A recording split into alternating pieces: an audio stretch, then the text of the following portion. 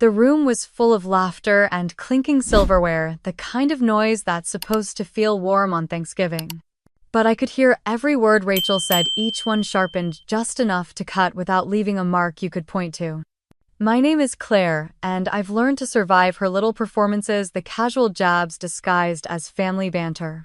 I was ready to take another one on the chin until I noticed Lily watching me from across the table, her gaze steady and unblinking as if she was weighing every word, every gesture. The moment her lips parted, the air shifted, the laughter died, and every face turned toward the smallest person in the room. Because somehow they all knew what was coming next would change everything. The moment I stepped through Rachel and Daniel's front door in Charlotte, I could feel the heat of her eyes sweeping over me. It was the same calculated look she had worn so many times before, the one that seemed to search for flaws to pick apart later. The smell of roasted turkey and cinnamon rolls hung in the air, but it did nothing to soften the tension that clung to the walls.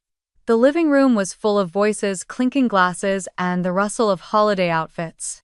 Daniel's family had arrived early and taken their usual spots near the fireplace, his mother in a sharp navy dress, his brother and sister-in-law chatting in low voices while keeping an eye on everyone who came in. My parents were seated near the window, already settled, and my father stiff in his chair, my mother trying to smile. Rachel came toward me with a smile that never reached her eyes. She kissed my cheek lightly and stepped back, glancing at my dress, as if she were appraising it for resale value. Her voice was sweet and airy when she welcomed me in, but underneath it there was a sharpness I had learned to recognize. Dinner was already set out in the dining room, the long table covered in a cream linen cloth, polished silverware, and dishes lined up like soldiers. I took my seat at the far end next to Lily, who was already nibbling at a bread roll.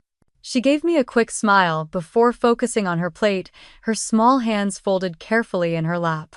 As the turkey was carved and plates passed around, the chatter was easy at first, holiday pleasantries about traffic and weather, comments on the cranberry sauce.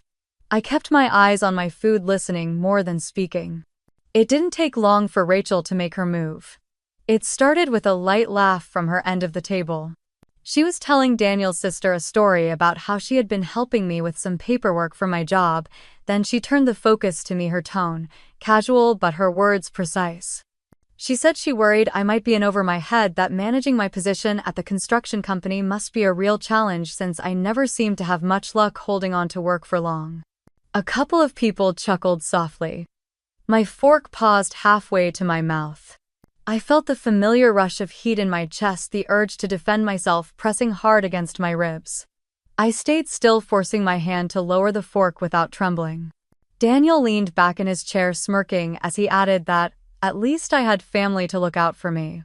His eyes met mine briefly, holding them for a fraction too long before he turned back to his wine glass. The message was clear enough. Around us, conversation slowed, the subtle shift in energy settling into the table like a thin layer of frost. My father's jaw tightened. My mother looked down at her plate, choosing silence. I told myself to let it pass, to not give them the satisfaction of a reaction. I could feel Lily watching. Her gaze was steady, not the curious glance of a child, but something sharper, older.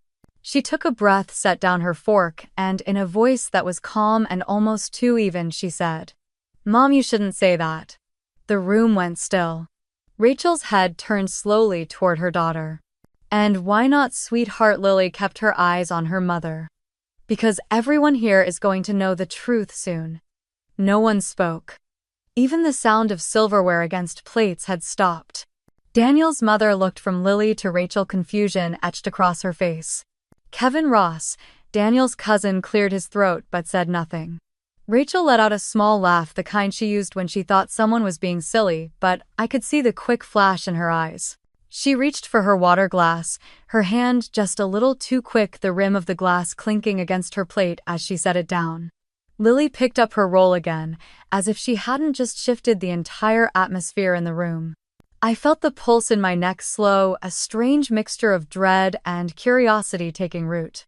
I didn't know what she meant exactly, but I had a feeling we were all about to find out soon enough. I reached for my napkin, smoothing it across my lap, and kept my eyes on the table. The room had changed, the easy holiday hum replaced by a quiet that felt like the pause before a storm. I kept my hands still on my lap, willing the moment to pass, but my mind had already slipped back to a time when things between Rachel and me were not like this at all. We grew up in Greenville, two sisters who shared a small bedroom with faded pink wallpaper and whispered secrets under the covers. Back then, she used to follow me everywhere, tugging on my sleeve when she was scared, looking to me to explain the world. I protected her in the way big sisters do, standing up to the girls at school who made fun of her, teaching her how to braid her hair the summer before middle school. It all shifted the year she met Daniel. He was charming in the way that makes people lean in, always dressed sharp, always with a story about some property deal that sounded too good to be true. I remember meeting him for the first time at a backyard cookout, watching the way Rachel's eyes followed him, bright and a little dazzled. At first, I thought maybe he was good for her. She seemed so certain, and I wanted to believe her. After the wedding, things changed in ways I could not quite name at first. Calls from Rachel grew less frequent. Invitations to visit became rare. When I did see her, there was a new edge to her voice, a way of speaking to me as if I were someone she had outgrown. By the time Lily was born, I was already being kept at arm's length. She would text me photos of the baby, but always find a reason I could not come by. Too busy, not a good day, Lily's napping. I told myself she was just adjusting to motherhood. The truth became harder to ignore when I noticed she no longer mentioned me to Lily at all. The first time I saw my niece after months apart, Lily looked at me with polite confusion, as if trying to place me. It cut deeper than I could explain. Around that time, our parents began talking about putting their affairs in order. They had a modest property in Greenville, a house with a small orchard out back, and some savings they wanted split evenly between us. It was meant to be simple, no drama, no reason for hurt feelings. One afternoon, Mom called me, her voice unusually careful. She said she and Dad had been thinking, and since I had supposedly already received a significant sum from them years ago, they felt it was only fair that Rachel get a larger share now. I was so stunned I almost dropped the phone. I had never received such a thing, not a check, not a gift beyond birthdays and Christmas. When I asked where that idea had come from, Mom hesitated before saying Rachel mentioned it. My pulse thudded in my ears. I could picture her sitting in their kitchen, speaking in that soft, convincing tone she used when she wanted something. Planting the lie without ever having to prove it. I drove to their house that weekend, determined to set the record straight. Rachel's SUV was already in the driveway. When I stepped inside, she was at the table with Dad, sipping coffee like she owned the place. She smiled at me, all politeness, and asked if I wanted a cup.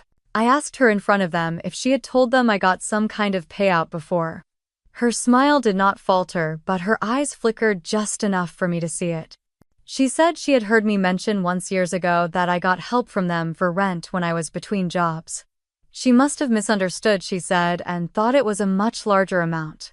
It was a lie so neat it almost sounded reasonable. Except I had never said any such thing. I told her so, my voice tight, but she only shrugged and turned back to her coffee. Dad cleared his throat, uncomfortable, but no one corrected the record. Driving home, I realized what she had done. With one story, she had shifted my parents' view of me, painted me as someone who had already taken more than my share. It was not about the money, not really. It was about her being willing to twist the truth just enough to push me out of the picture. After that, I noticed other small things. Invitations to family events sent late or not at all. Mutual friends suddenly cool toward me as if they knew something I did not. Every time I tried to bridge the gap, she found a way to close the door again. It became clear this was not about a misunderstanding. It was about Rachel building a version of events where I was less deserving, less trusted, less welcome. Sitting there at her dining table now with her guests and her husband watching, I could still feel the weight of that first betrayal. It was the beginning of a pattern that had only grown sharper over the years. And as much as I wanted to pretend her words tonight meant nothing, I knew better. I picked up my glass of water, more for something to do with my hands than out of thirst, and took a slow sip. The noise around the table began to pick up again, but that undercurrent of tension remained humming just beneath the surface. Somewhere down the table, Lily was speaking softly to Olivia Ross, her small face composed, her eyes still carrying that same steady focus from before. I told myself to keep my expression neutral to get through the rest of the evening without adding more fuel to whatever Rachel had planned. But in the pit of my stomach, the familiar ache of knowing just how far my sister would go to get what she wanted had already settled in. Daniel had always been a man who filled the space he was in not just with his height or the way he carried himself, but with an energy that demanded attention. On paper, he was a success story in Charlotte's booming real estate market, the kind of man people shook hands with at fundraisers and remembered. In reality, he was a man who could take the air out of a room with a single look. I had seen him lose his temper enough times to know the signs. The tight set of his jaw, the slight tilt of his head when someone said something he didn't like, the measured pause before his words came out sharp. Rachel always brushed it off, telling anyone who noticed that he was just under a lot of stress at work. She said it with a smile, as if repeating it often enough would make it true. One Sunday afternoon a few months back, I had dropped by their house to bring Lily a book she wanted for school. Rachel was in the kitchen, her voice low but tense, and Daniel's deeper voice cut through hers. He was standing near the counter, shoulders rigid, listing all the ways she had ruined his week. She kept nodding, smoothing her hair, murmuring that she would do better. When he noticed me, he switched to a bright, almost exaggerated welcome, as if the last 2 minutes had never happened. It was like that often. The moment there was an audience, he could flip the switch. But when it was just family, the mask would slip. I remember once at a barbecue, he criticized the way Rachel had arranged the table. His tone clipped, his words more like commands than suggestions. She laughed it off, saying she forgot he was such a perfectionist. The first time I ever stepped into it, I didn't think. It was a small gathering at their place, just a few friends and family, and Daniel made a comment about me not understanding how hard real estate work was because I had a safe little office job. I told him my work wasn't exactly easy either, that managing projects meant dealing with deadlines, budgets, and crews who didn't always cooperate. His eyes narrowed in a way that made the hair on my arms lift. He stood up slowly, walked over until he was standing much too close, and looked down at me. His voice was low, but it had that dangerous edge. He said some people should know when to keep quiet in someone else's home. It wasn't loud enough for everyone to hear, but I felt the intent in every syllable. I stepped back before I realized I had moved my heel, brushing against the leg of the chair. Rachel was there in a second, sliding herself between us with a tight smile, telling him to check on the grill. He went without another word, but not before giving me one last look over her shoulder. Later that evening, I was helping clear the table when I felt a presence behind me. I turned to see Lily in the doorway holding a stack of napkins. She wasn't looking at the dishes or at me, but at the patio where her father stood, beer in hand, talking to one of his friends. Her face was unreadable, her small brow furrowed just enough to show she had noticed something. "You all right, kiddo?" I asked, trying to keep my voice light. She nodded, setting the napkins down. Her eyes flicked back toward Daniel, then to me. She didn't ask questions, but she didn't need to. I could tell she was storing it away somewhere, the way children do when they don't understand everything but know enough to remember. Another time a similar moment unfolded. Rachel had spilled a bit of wine on the new rug in the living room during a dinner party. Daniel's jaw tightened, his voice dropping low as he told her she should be more careful with things that cost real money. She tried to laugh, dabbing at the stain, but the laugh didn't reach her eyes. When she walked into the kitchen, I followed, offering to help. She brushed me off, saying it wasn't a big deal, that I didn't know how particular he could be about the house. It was never a big deal until it was, and I knew the line could be crossed in an instant. I had seen it in the way he leaned over Rachel, in the way she shrank just slightly when his voice sharpened. That night, as I drove home, I thought about how Daniel's control over Rachel wasn't always in the obvious moments. It was in the small things, the constant corrections, the disapproving glances, the way she anticipated his reactions before he spoke. It was in how she had learned to manage him so no one else had to see. And it was in the way Lily watched, her eyes missing nothing. Rachel's dining room faded to a soft blur around the edges as conversation started up again, but my focus kept drifting to the quiet child at the far side of the table. After dessert, I offered to help with dishes and slipped into the kitchen. Lily patted in a minute later, small steps, careful hands folded, as if she understood that sound carried further in a tense house. She stood on her toes to reach the faucet and rinsed off spoons one by one. I told her I had a new book she might like about a girl who designs bridges for a science fair. Her eyes brightened and she asked what my job was really like. I told her I worked with clients who wanted to change their homes and that I spent a lot of time listening, taking notes, and making sure the crews had what they needed. She asked if people were ever unkind when they did not get what they wanted. I said sometimes they were and sometimes they raised their voices, but that the job was mostly about calming rooms down. She nodded like she was measuring that answer against something she already knew. Then she asked if stress could make people forget how to be gentle. I said it could and that grown-ups were supposed to fix that, not the kids around them. The kitchen door swung, and Rachel breezed in with a stack of plates and a bright voice that felt slightly too bright, and the moment folded itself up and stored somewhere behind Lily's eyes. A few days later, I stopped by their house on a Tuesday afternoon with a tin of oatmeal cookies still warm. Rachel had texted that she would be late from an appointment. Lily let me in, her hair pulled back with a ribbon that kept sliding loose. We sat at the table. She poured milk and pushed the tin toward me, then asked another round of questions about work. She wanted to know if I ever felt nervous talking to clients who were upset. I told her I did at first, but it helped to lay out the plan step by step and to have another adult in the room when a conversation felt heavy. At school today, she said after a pause, a lady came to our class. Her name is Mrs. Sarah Thompson. She works with families. She told us if we see things that do not feel right, we can tell a trusted adult. She said we should not keep feelings in a locked box. She said grown-ups are supposed to help keep homes safe. I asked if she liked Mrs. Thompson. Lily said she did. She said Mrs. Thompson was calm and did not talk in a rush, and that she answered every question, even the ones that were quiet. Then Lily looked straight at me and said she knew how to protect people. She did not explain how. She just set her little palm flat on the cookie tin as if sealing her words there. Before I could ask more, the garage door rumbled and Rachel's voice floated in. Lily's shoulders tightened then loosened. She stood, put the lid back on the tin, and went to greet her mom. When Rachel came into the kitchen, she was full of traffic and parking and a client who had changed their mind 3 times about a skincare package at the spa. She asked if I could stay for dinner. I said I had an early site meeting, thanked her, and kissed Lily's forehead before I left.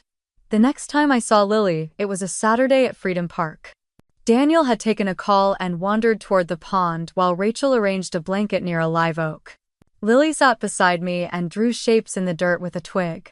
She asked what it was like when Rachel and I were little. I told her we fought over hairbrushes and shared lip gloss and hid birthday gifts in the closet, and that we used to camp in the backyard and pretend the porch light was a moon. Lily smiled at that picture, then asked when things changed. I told her sometimes people grow in different directions and they forget what used to matter most, but families can still find their way back if everyone tries. She watched the pond while I spoke, the line of her mouth tight with thought.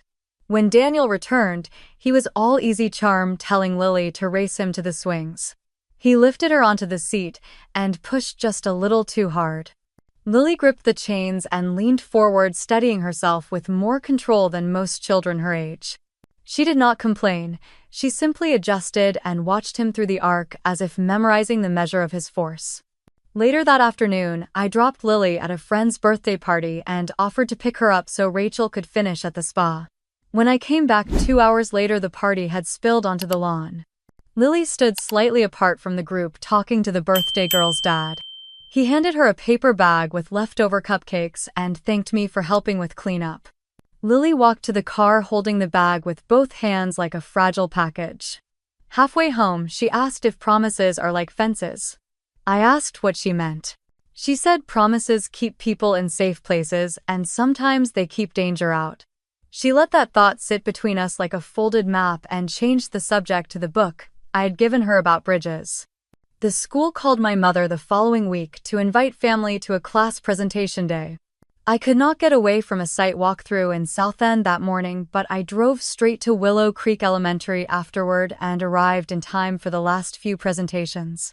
The classroom smelled like dry erase markers and pencil shavings, and there were posters about kindness on the walls. Lily's group had mapped out community helpers. Her index card said families, teachers, neighbors, and one more word added in smaller handwriting at the bottom that said truth. During questions, one boy asked who you tell if the helper is the one who needs help.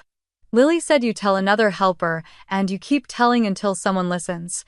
Her voice was even and steady. Mrs. Thompson stood near the back and gave a small nod. After the bell, Lily walked out with her backpack slung over one shoulder. I asked if she wanted to grab hot chocolate before Rachel picked her up. We sat at a corner table of a coffee shop that smelled like cinnamon and steam. Lily wrapped both hands around the paper cup and let the heat soak in. She asked if sometimes the kindest thing a person can do is say a hard truth. I said yes, even when it shakes the room. I asked if she wanted to tell me something hard. She said not yet, but soon. Then she reached into her backpack and pulled out a small notebook. On the first page, she had written questions for brave people. The first question was, what does safe feel like? The second was, how do you know who will help? She closed the notebook before I could read more. When Rachel arrived, her smile was a little tight, like it had been pulled on quickly. She thanked me and said she was late to meet a vendor. Lily stood and tucked her chair in with careful precision. On the walk to the car, she slipped her hand into mine and squeezed once, then let go. It felt like a signal. That evening, I stopped by my parents' house in Greenville.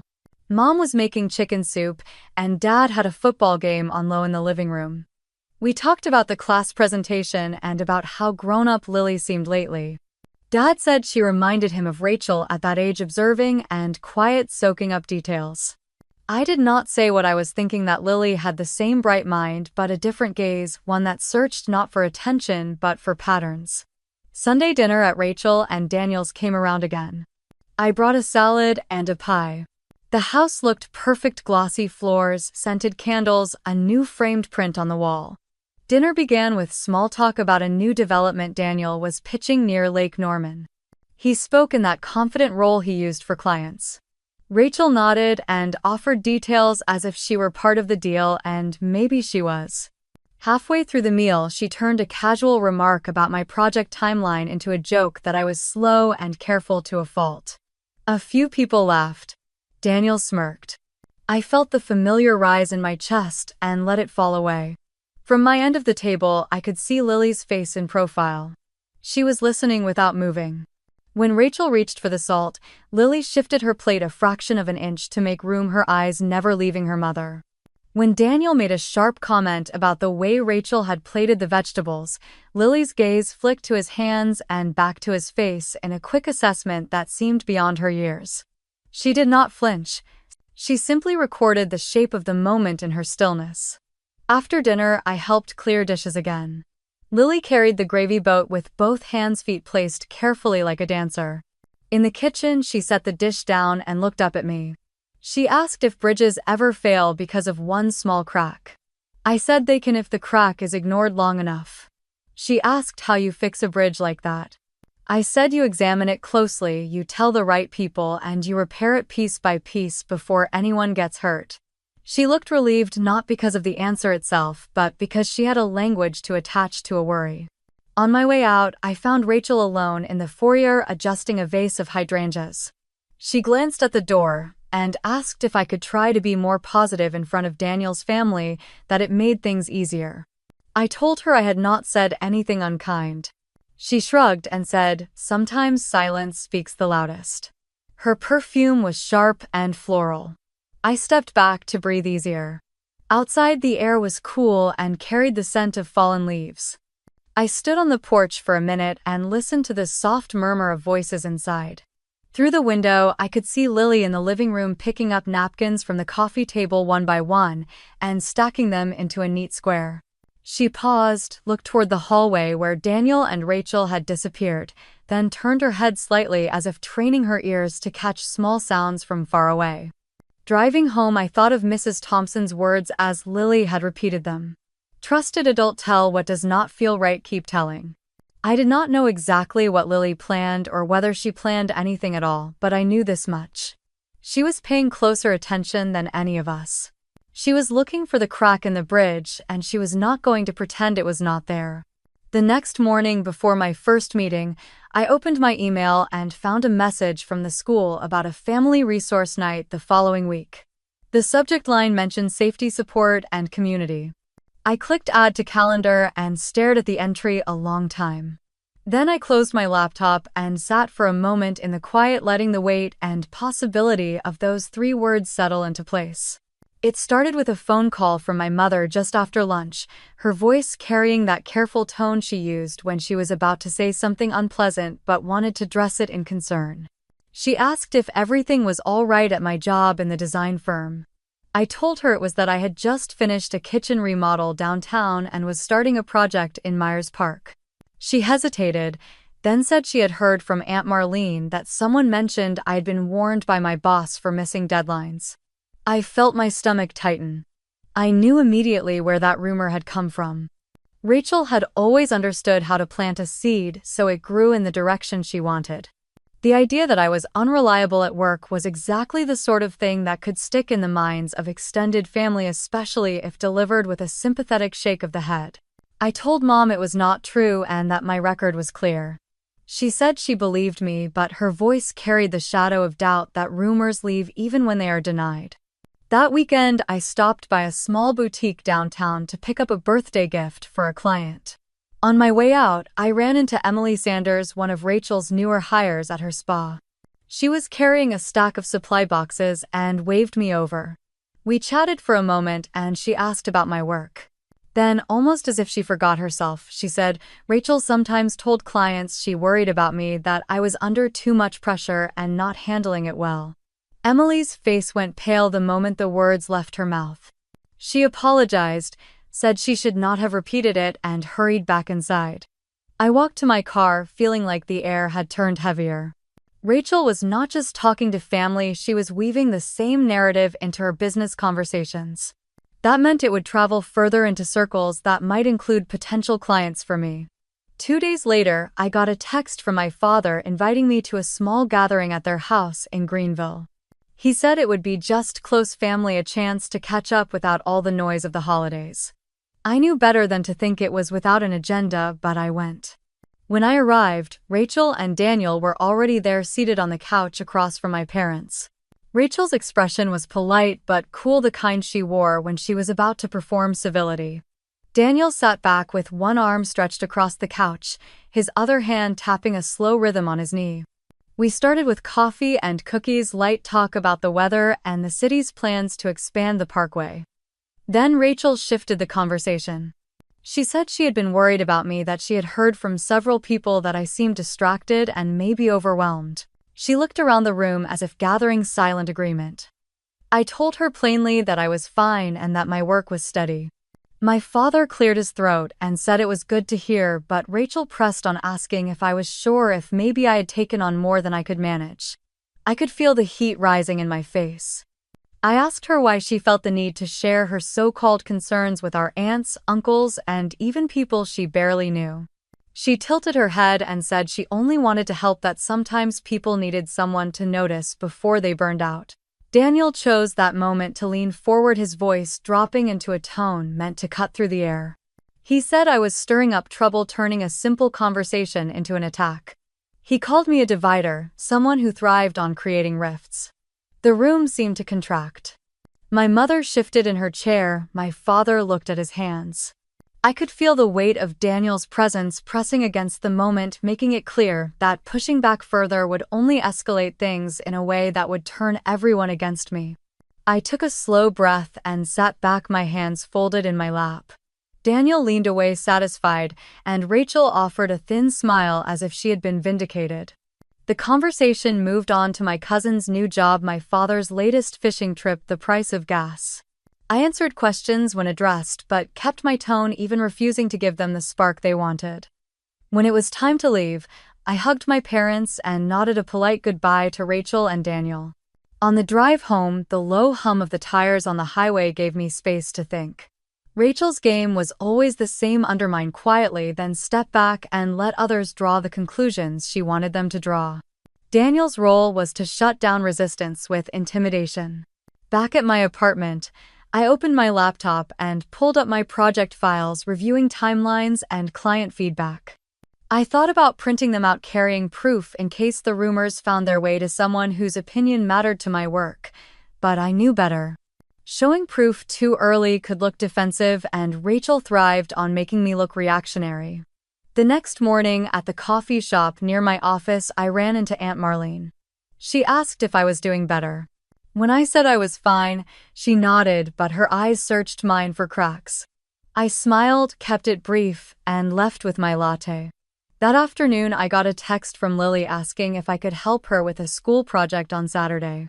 She said it was for social studies and that she needed to interview someone about fairness. I agreed immediately. The thought of spending time with her was a relief, a place where I did not have to defend myself from whispered campaigns. Still, the meeting at my parents' house replayed in my mind over the next few days. Daniel's voice calling me a divider lingered, not because I believed it but because I recognized the strategy.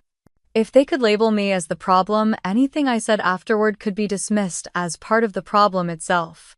On Friday evening, I got a call from my father, brief and strained. He said he hoped we could all get along for Mom's birthday dinner next week. I told him I would be there. When we hung up, I stared out the window at the streetlights blinking on one by one, and I knew the line between keeping the peace and letting them rewrite reality was getting thinner. Saturday came, and with it the sharp, clear air of early spring.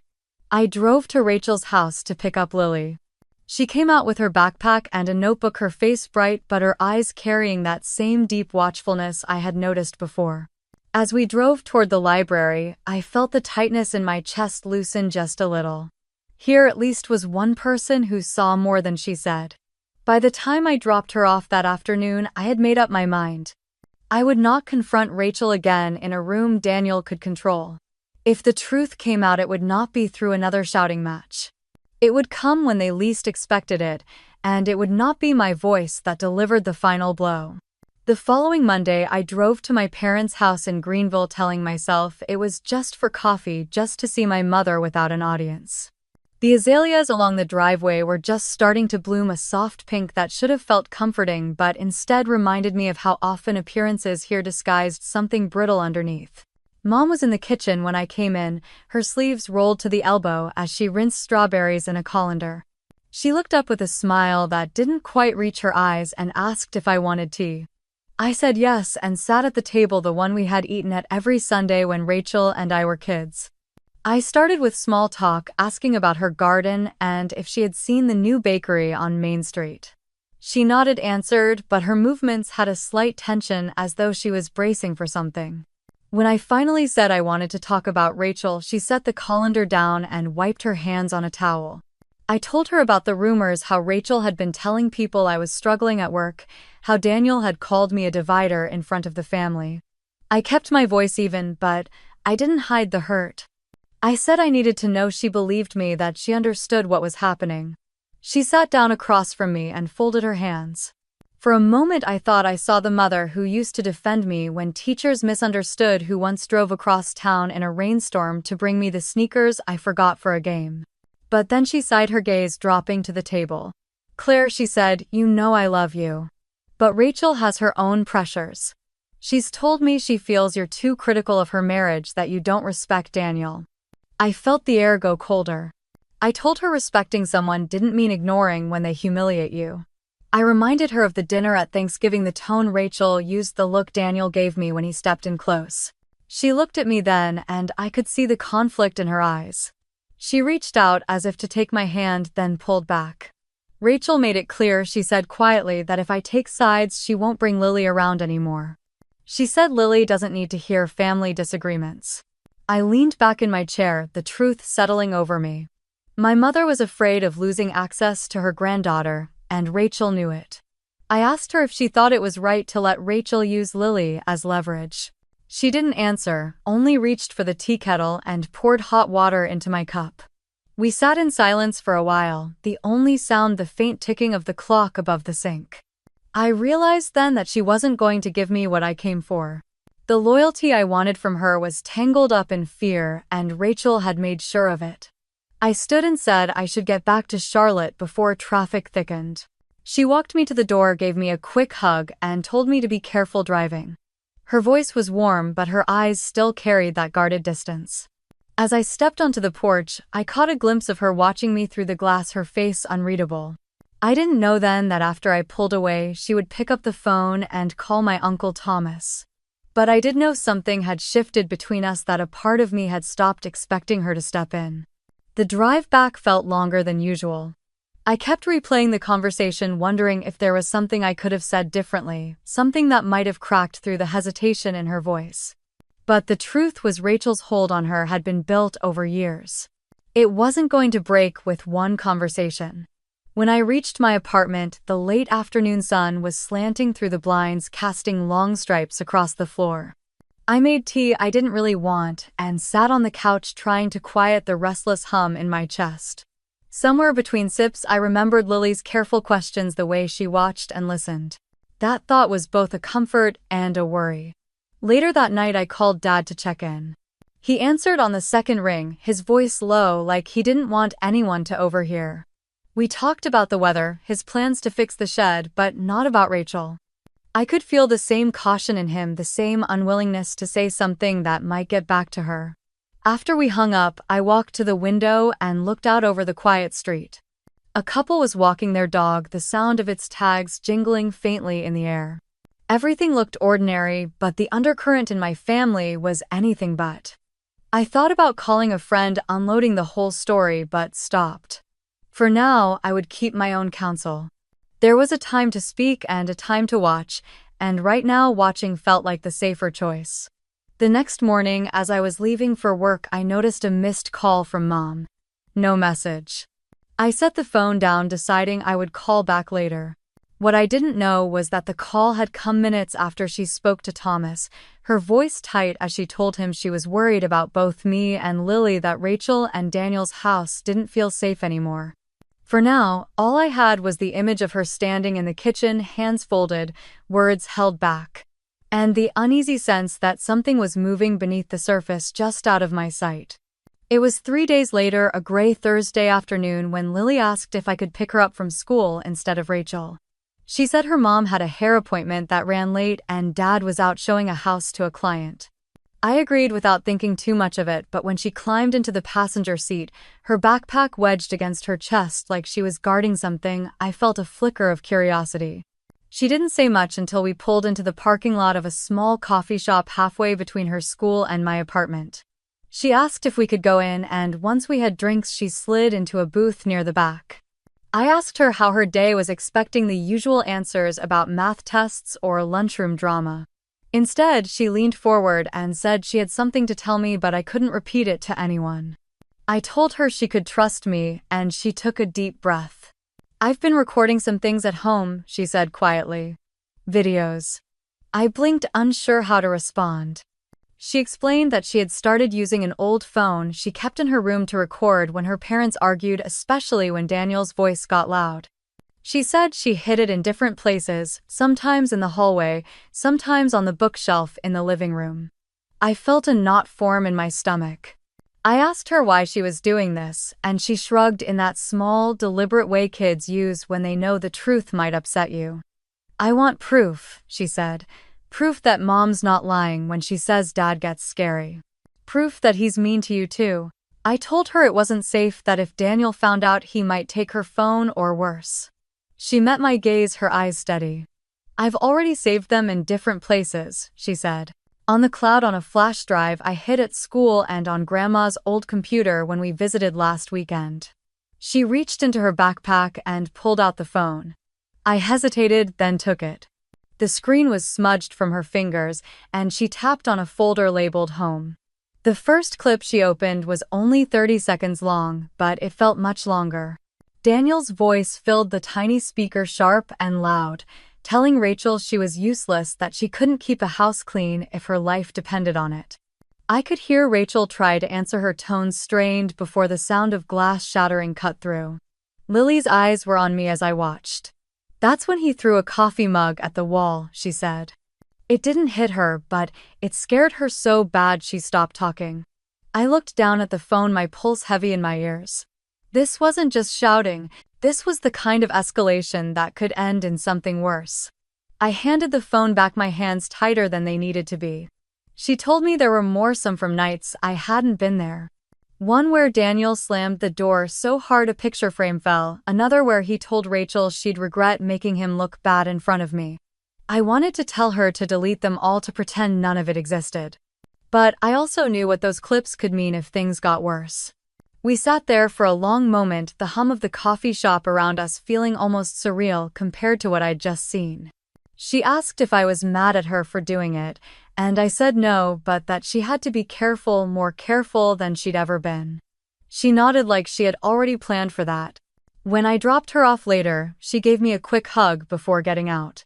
As she walked up the driveway, Daniel's car turned onto the street. My grip tightened on the steering wheel as I watched him pull into the garage.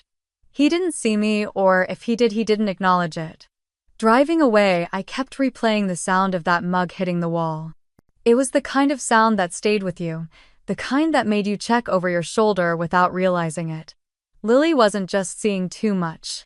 She was documenting it piece by piece, and in doing so she had stepped into a dangerous role.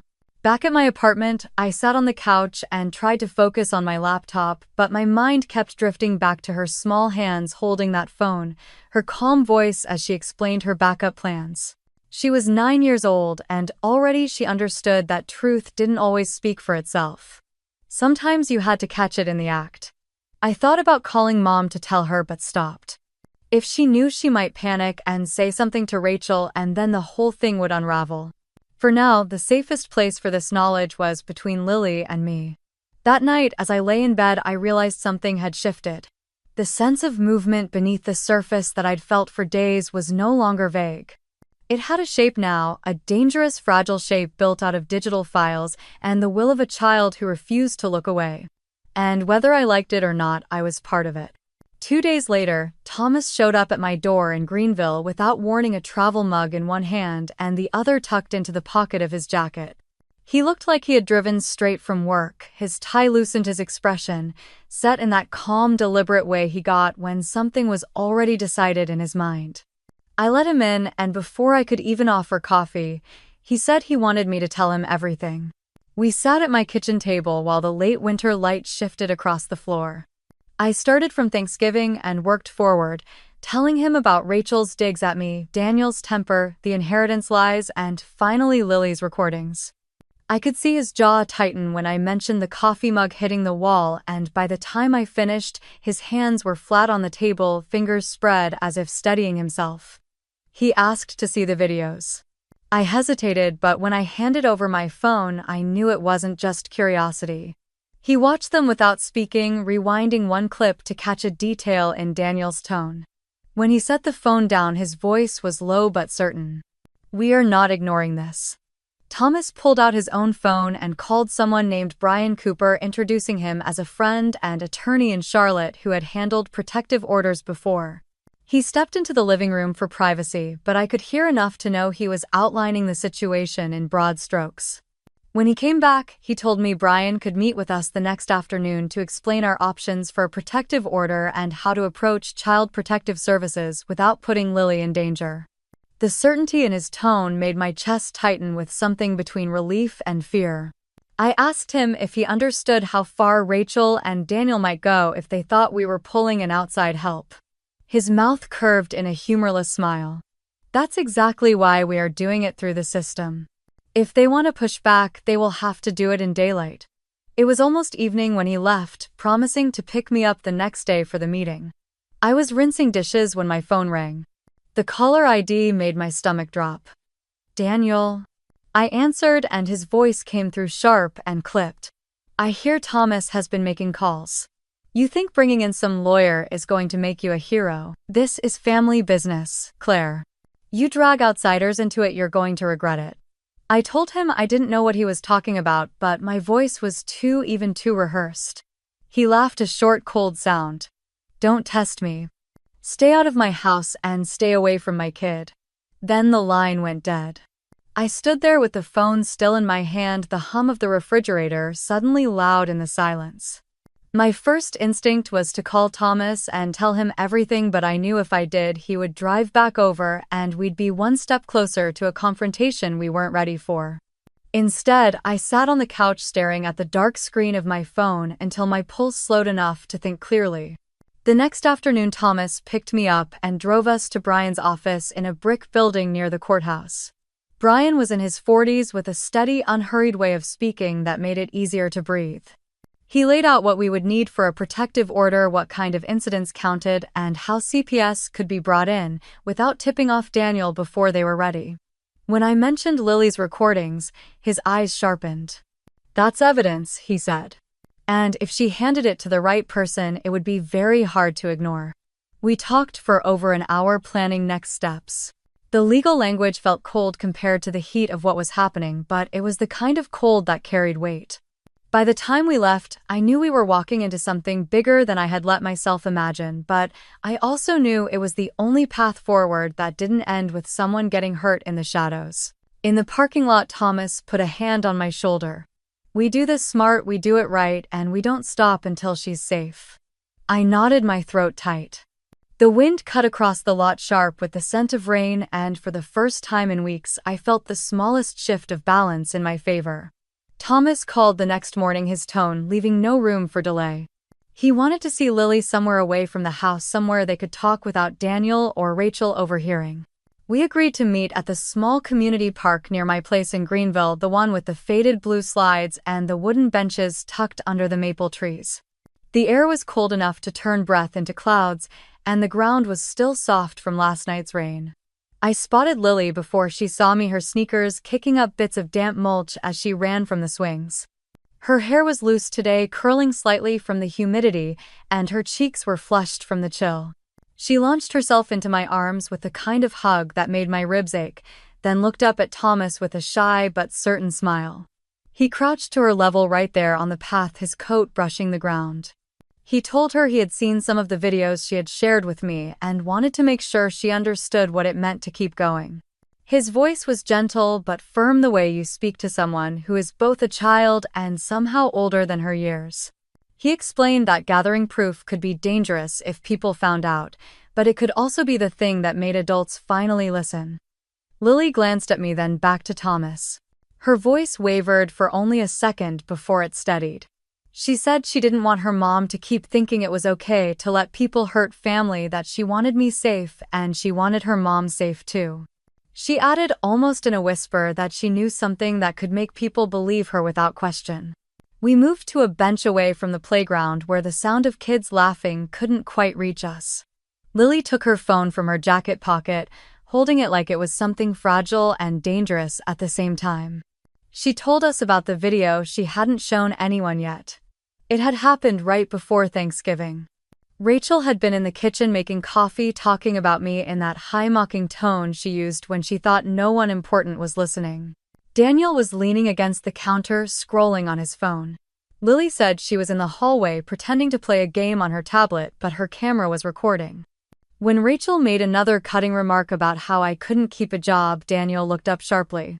He muttered something she couldn't catch, and Rachel shot back with something sharper. Without warning, his hand came across her face. The sound, Lily said, was like dropping a book on a tile floor, loud, abrupt, final. Rachel staggered, caught herself on the counter, and didn't say another word. Lily's hands trembled as she opened the video. From her hidden spot, the shot caught the reflection in the microwave door. It was enough. We could see the movement, hear the impact, and watch Rachel flinch. The air in my lungs felt heavy. I had imagined Daniel's temper plenty of times, but watching it connect like that made my stomach turn. She told us she had already backed the video up in 3 different places, one on her tablet, one on a flash drive hidden in her backpack, and one in a cloud account with a password no one else knew. Her eyes met mine then, and there was no trace of hesitation. Thomas told her she was brave, but reminded her that this wasn't just about collecting evidence anymore. It was about using it to stop what was happening. He asked if she was ready for certain adults to see it, people who could make changes. Lily nodded without blinking. We walked back toward my house in silence, the crunch of gravel under our feet the only sound. Inside, I made hot chocolate for Lily while Thomas stepped into the living room to call our father. He didn't send the video, not yet, but he told Dad there was something he needed to see in person. I could hear the heaviness in Dad's voice even from across the room. The pause after Thomas said it involved Rachel and Daniel. That evening Dad came by. We sat in my kitchen, the three of us, and Thomas finally showed him the clip. Dad didn't speak for a long moment after it ended. His hands stayed on the table, fingers pressed flat, and when he finally looked at us, his eyes were darker than I'd ever seen. He said he would make some calls in the morning. Lily didn't wait. That night she sent the video to the CPS contact. Her school counselor had given her, attaching a short note that simply read, "This is real." She pressed send, set the phone down, and went back to sipping her drink as if she hadn't just dropped a stone into the still water of our family. I walked her out to Thomas's car a little later. The street was quiet, just the distant hum of a car somewhere down the block. She climbed into the back seat, buckled up, and gave me a small wave through the glass. As they drove away, the cold air bit at my skin, and for the first time in a long while I felt that something solid was finally in our corner, ready to shift the weight that had been pressing down for years. Thanksgiving morning broke cold and gray, the kind of weather that made the air taste metallic. I drove to Rachel and Daniel's house in Charlotte with a pie balanced on the passenger seat, the radio low, and my mind already rehearsing ways to sidestep her barbs. The driveway was packed, cars angled up along the curb, the front door propped open to the sound of voices and the smell of roasting turkey.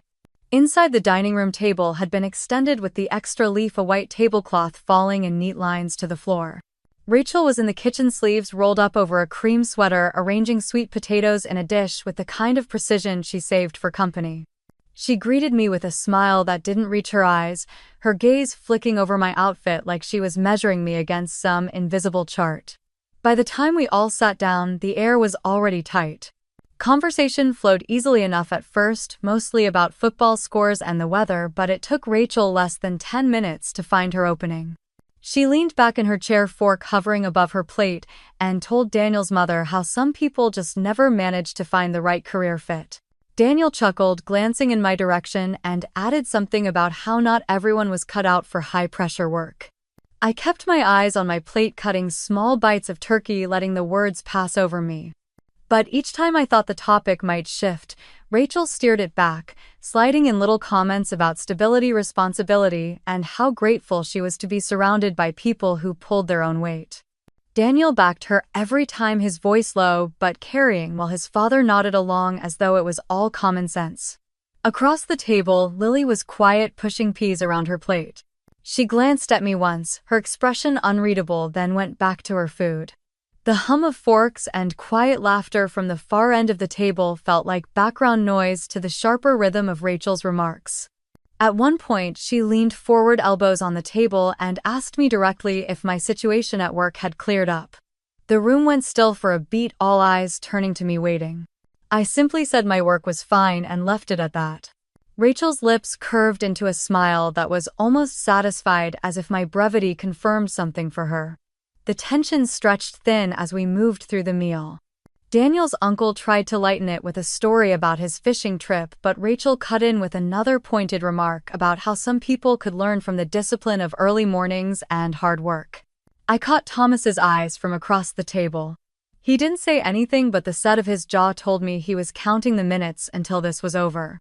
It happened after dessert plates had been set down, when the conversation had settled into that sluggish post-meal lull.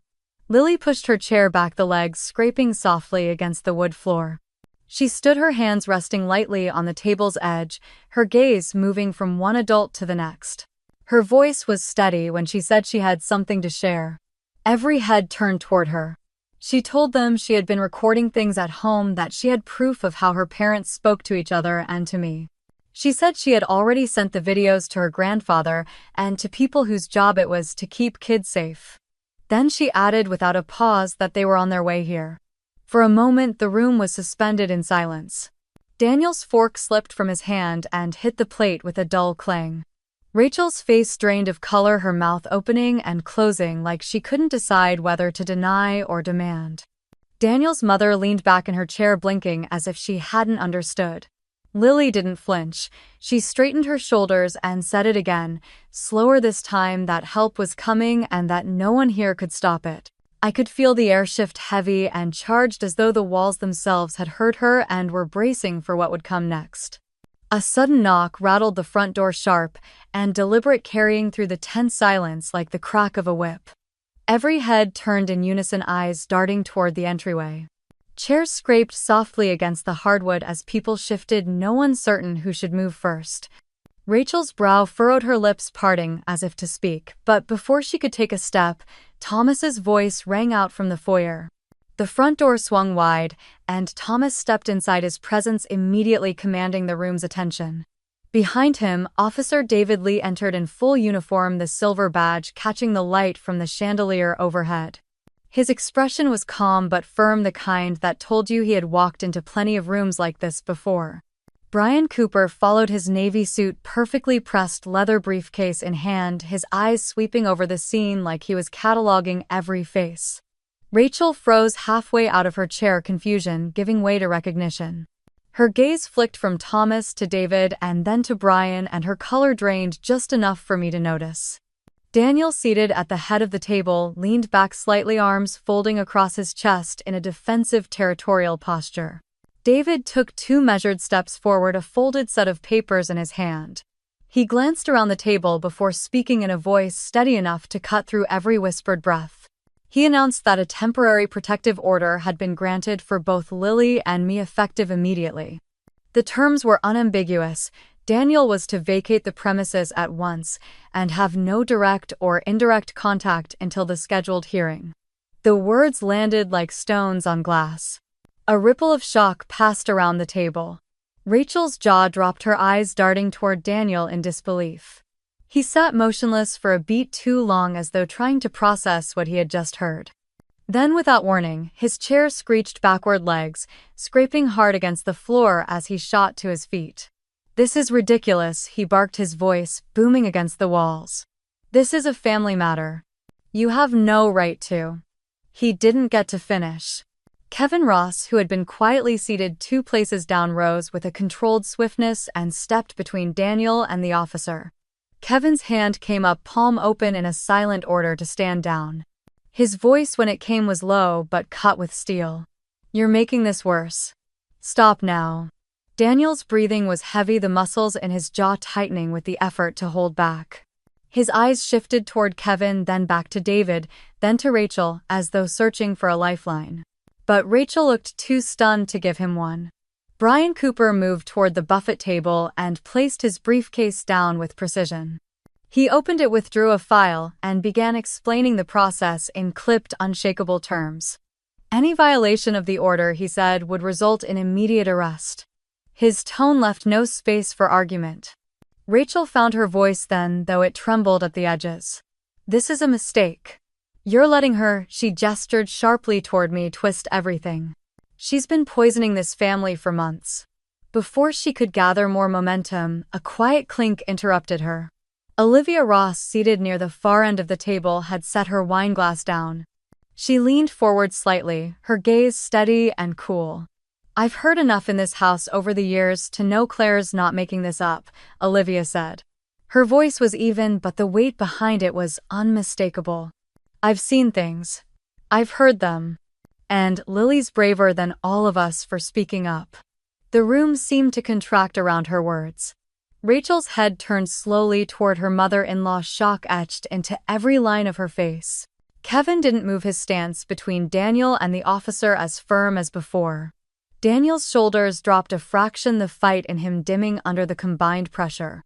David stepped closer to Daniel, extending the protective order for him to acknowledge. The paper trembled slightly in Daniel's hand as he signed. The scratch of the pen was loud in the silence. "You have 10 minutes to collect what you need," David said. "After that, you need to be outside." Daniel muttered something under his breath that I couldn't catch, his voice thick with resentment. He left the dining room without looking at me, Rachel trailing after him like she was tethered to his anger. I could hear them in the hall, their voices low but sharp, fragments of sentences carried back to the table by the stillness of the house. Thomas moved to stand just behind Lily's chair, one hand resting lightly on the back of it. His eyes followed every movement in the hallway, his posture calm but alert. I stayed seated, my palms pressed flat against the cool surface of the table, feeling the strange quiet of a storm that had finally broken. When Daniel returned, his coat was slung over one arm, a duffel bag in the other. He didn't speak to anyone. David followed him to the door, holding it open while Daniel stepped out into the cold night. Rachel lingered in the doorway, her expression caught between fury and disbelief before finally closing it behind her husband. Olivia picked up her glass again, took a measured sip, and set it down with care. "Well," she said softly, "I suppose we can finish dinner now." No one moved right away. The balance of the evening had shifted so suddenly it felt as if the house itself was adjusting to the new weight. I stayed very still, the image of Lily sitting so upright beside me fixed in my mind. For the first time in years, the truth had not been pushed aside. It was standing in the middle of the room, visible to everyone, and no one could pretend it wasn't there. In the days that followed, the house felt different, quieter in a way that wasn't just about sound. Rachel avoided my calls and Daniel stayed gone, his presence reduced to a few lingering items in the garage that Officer Lee later oversaw him collecting. Within a week, the temporary order had turned into something far more serious. The investigation moved quickly once the videos were in the hands of CPS and the prosecutor's office. Daniel was arrested on charges of domestic violence, intimidation, and child endangerment. Watching him led away in handcuffs during his arraignment brought no joy, only a deep, steady sense of relief that someone else would finally hold him accountable. Rachel's face in the courtroom was pale and tight, her eyes darting toward me only once. She did not speak to Lily, though. I saw the way her hands trembled when the judge announced she would lose temporary custody for at least a year and be required to attend counseling sessions focused on abuse dynamics. Lily was placed with me under the supervision of Thomas and Mom, and for the first time the child who had been carrying so much looked like she could breathe again. Life in Greenville took on a new rhythm. Thomas's house had space enough for all of us, and Margaret slipped easily into the role of morning coffee companion and quiet encourager.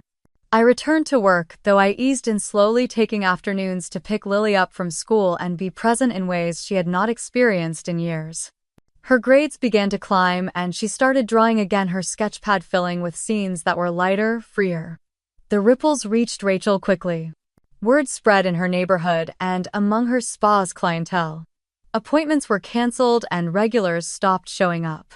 Without Daniel's income and with her own business faltering, she sold the second car and downsized to a small apartment on the outskirts of town.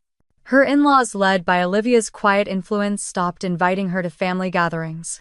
Kevin made it clear that until she took responsibility for her role, the door would remain closed. Our parents, shaken by how far things had gone, called a family meeting in Greenville one Sunday. They looked older, the weight of decisions long deferred now pressing visibly on their shoulders.